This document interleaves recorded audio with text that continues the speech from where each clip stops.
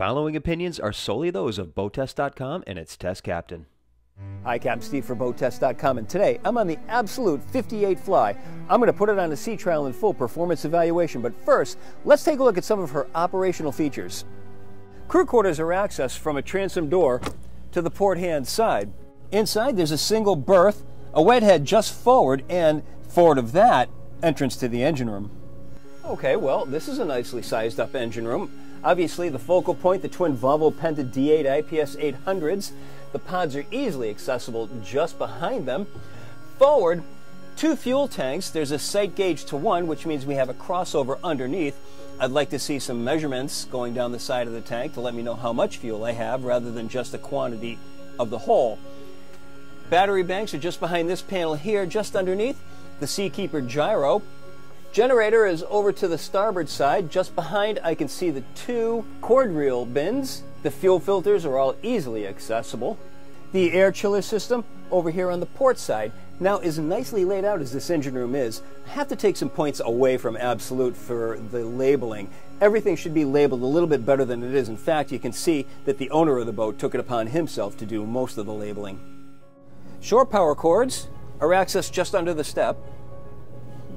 Stepping up towards the cockpit, heavy-duty cleats, stainless steel rollers, control for the hydraulic swim platform. Just ahead, a secondary entrance point to the engine room in the cockpit deck, and over here we have a cockpit joystick station that also includes controls for the bow thruster. Side decks are to both port and starboard. To both sides on the side deck, diesel fuel fills, plus there's a water drain that leads over the side. 9.5-inch cleat right at the top of the cap rail, so there's no need for chafing gear.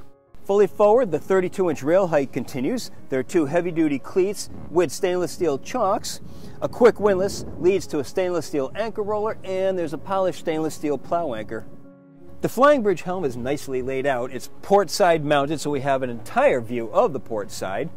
VHF over on the left, remote for the spotlight, the EVC display for the Volvo Penta IPS 800 engines, 15-inch touchscreen display, an alarm panel giving us an alarm for the crew cabin door being opened, fire alarms and bilge alarms, control for the quick windlass at the bow, beverage holders, fusion stereo, bow thruster joystick.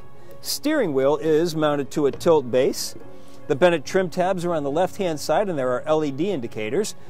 All the way over to the left-hand side, we have the IPS joystick, so we can be in a standing position while watching as we come into the dock and have our hand right on the stick, which is very convenient, just behind the digital throttle and shift controls with their host of optional features. The 2 seats have curved backs, diamond pattern stitching, flip-up bolsters, and they're adjustable fore and aft. At the rear of the hardtop, an arch supports the antenna array.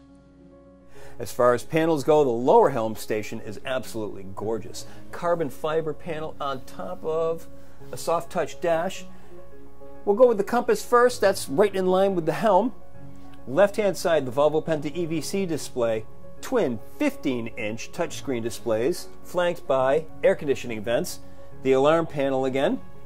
The lower panel has USB connectivity, searchlight, rocker switches, the control for the Seakeeper gyro, the electric wiper controls, and the quick windlass control.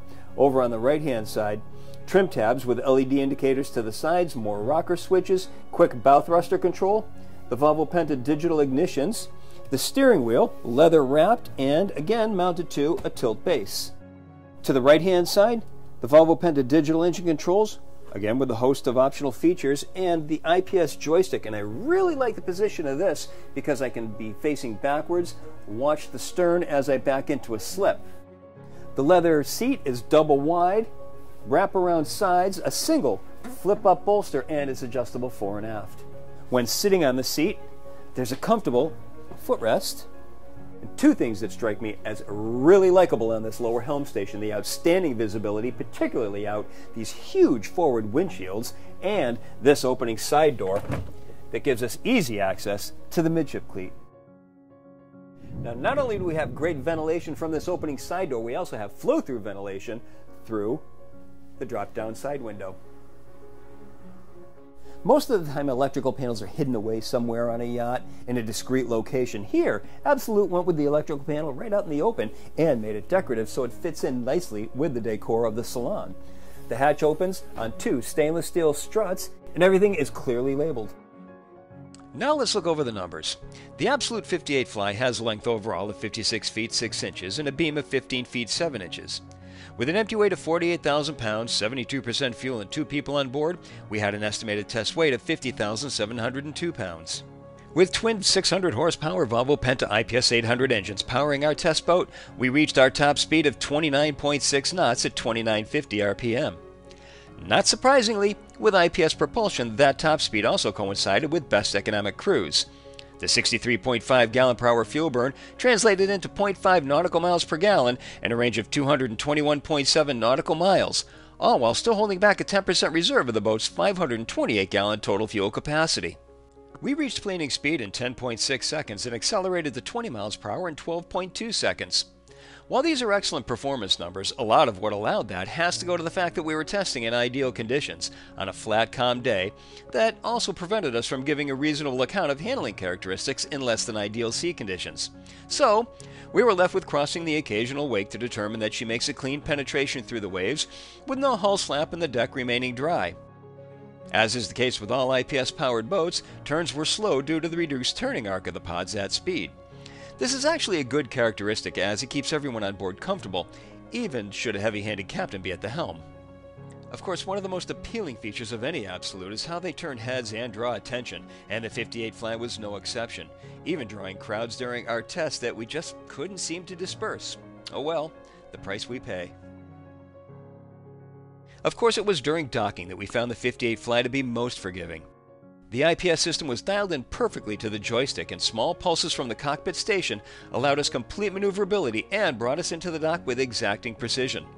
Additionally, having the bow thruster being able to move the front of the boat without having to pivot the whole boat was also a major factor in the precision handling that we experienced around the dock.